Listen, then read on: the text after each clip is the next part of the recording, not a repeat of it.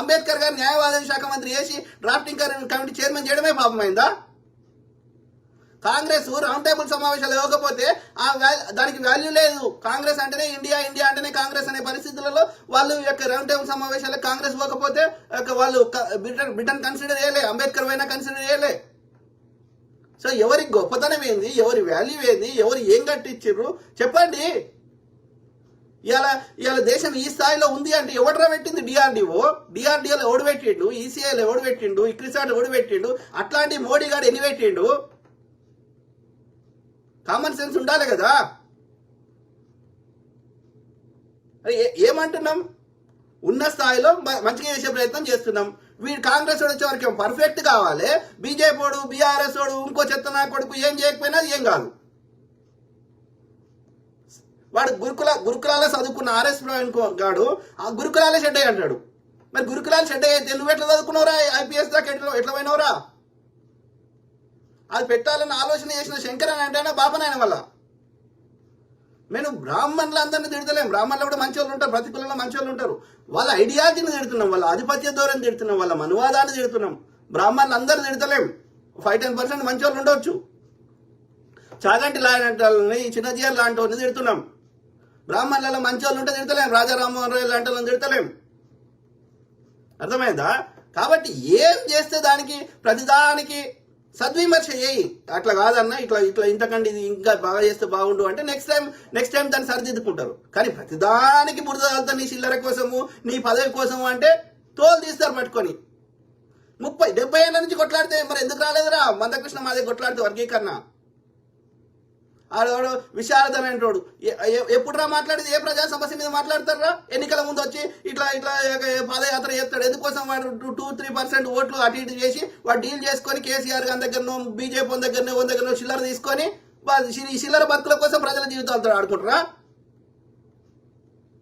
సిగ్గుండాలే. Journalist అని పేరు పెట్టుకుంటారు. జర్నలిజం అంటే ఏంది? అదొక పవిత్రమైన 4th ఎస్టేట్. అప్పట్లో సాంఘిక చిత్రాలు అన్నింటిలో జర్నలిజం గురించి చాలా గొప్పగా వచ్చేది. పోలీసు వ్యవస్థ గురించి, ఈ యొక్క జర్నలిజం గురించి. ఇవాళ జర్నలిస్ట్ అంటే వ్యభిచారం కంటే అధ్వానం అయిపోయింది. ఆ వ్యభిచారం దానికి ఏం చేత కాదని పబ్లిక్ లో ఒప్పుకొని అది ఒళ్ళు అమ్ముకుంటున్నది. దానికంటే అధ్వానంగా తయారయ్యారు కదా. వాళ్ళ సీక్రెట్లు పట్టుకోవాలి, చూపెట్టినట్టు చూపెట్టాలి, కథం వాళ్ళ దగ్గర డీల్ చేసుకోవాలి. లేదు అంటే ప్రభుత్వం చేసే ప్రతి పనిని విమర్శించాలి. మరి అంటే ఏం చేయొద్దా? ఇక బాగుపడొద్దా?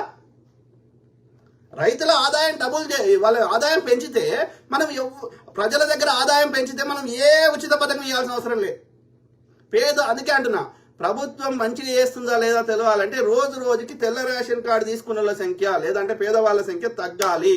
తగ్గినప్పుడు మనము వాళ్ళకి ఇచ్చే ఫ్రీగా పంచిపెట్టే పైసలు ఇంకా అభివృద్ధి చేసుకుంటాం, ఇంకా అమెరికా లెక్క చేసుకుంటాం, చదువుకున్న పిల్లలకు ఉద్యోగాలు ఇస్తాం.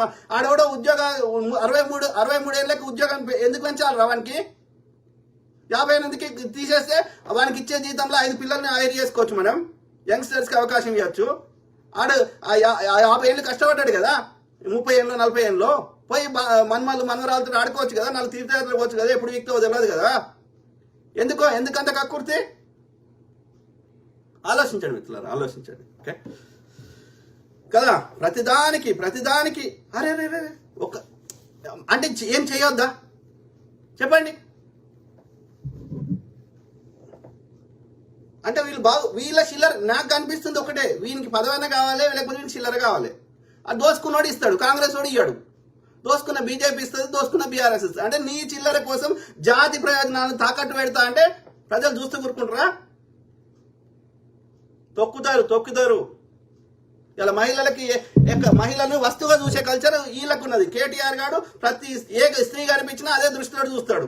బీజేపీ వాళ్ళు అట్లనే చూస్తారు. మనం అట్లా చూస్తలేం. కాంగ్రెస్ స్త్రీ కూడా అందరి లెక్క ప్రాణం ఉందిరా, ఆమెకు కూడా తెలివి ఉందిరా, ఆమె కూడా అన్ని చేయగలుగుతుందిరా. కాబట్టి ఆమెకు కూడా అన్ని రంగాల్లో ముందుకు తీసుకోవడానికి మనము అన్ని రకాలుగా సహకరిస్తున్నాం. అవునా కాదా? మహిళలు ఇవాళ బస్సులో ఫ్రీగా పోతే వాళ్ళంతా వాళ్ళు పనులు చేసుకుంటారు. అందరు అడగండి, ఒక మహిళని కూరగాయలు అమ్ముకుంటామే పక్క ఊరికి పోయి అమ్ముకుంటున్నది, అవగారింటికి పోవాలనిపిస్తే పోతున్నది. చదువుకునే పిల్లలు బాగా పోతున్నారు. వాళ్ళకి తక్కువ దగ్గర 2,000 పైననే మిగులుతున్నాయని చెప్తున్నారు. ఏం పాపం అయిందిరా? నీకే బరువు తగ్గింది కదా వాళ్ళ పని వాళ్ళు చేసుకుంటే. అంటే బెడ్రూమ్లు ఉండాలి, వంట రూమ్లు ఉండాలి. నీకు పిల్లల్ని కనాలి, పిల్లల్ని కన్నాక పిల్లలకి వండి పెట్టాలి. గంతే చేస్తుంది ఇక ఆడది స్త్రీ. అంతకంటే ఎక్కువ చేయలేదా? సాఫ్ట్వేర్ ఇంజనీర్ కాలేదా? రాజకీయ నాయకులు కాలేదా? తెలియలేదు మనలు. మళ్ళీ వాళ్ళ అమ్మని ఎవరు అంటే కత్తులు పట్టుకొని వస్తారు. మరి ఇంకో స్త్రీ కూడా వనుకో అమ్మ నోషెలనో కదా. సిగ్గు ఉండాలి. ఆలోచించడం మిత్రులారా. అంటే ఏ అభివృద్ధి కానియకుండా ఎట్లరా ఇది? ఎట్లా బాగుపడతాం? మళ్ళీ వీళ్ళే వచ్చేసి అమెరికా అట్లా బాగుపడ్డది, ఇంకో దేశం ఇట్లా బాగుపడ్డది అంటాడు. ఉట్టినే బాగుపడ్డది అది.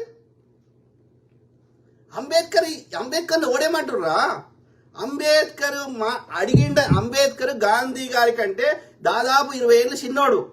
ఓకే, ఈయన ఇంత అడుగుతుండు, ఇంత నాకు ఛాలెంజ్ చేస్తుండు అని చెప్పి ఆయన స్వతంత్ర ఉద్యమాన్ని 5 ఏళ్ళు పక్క పెట్టి గాంధీ గారు యొక్క హరిజనులని పేరు పెట్టిండు. ఓకే, పెట్టి ఆయన రోడ్లు ఊడిచిండు, సండాస్ ఎత్తిండు, ఆయన దక్షిణాఫ్రికాలో ఎట్లయితే సేవ చేసిండో గట్లాంటివన్నీ చేసిండు.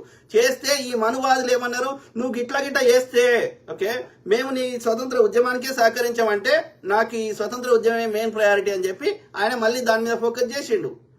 అది సమాజంలో ఉన్న రుగ్మత. ఈ వర్ణ వ్యవస్థను పెట్టి పెంచి పోషిస్తుంది నాటి నుంచి నేటి వరకు ఈ బ్రాహ్మణుడు. అది కాంగ్రెస్ పార్టీ దానికి అతీతం కాదు, కమ్యూనిస్ట్ పార్టీ అతీతం కాదు.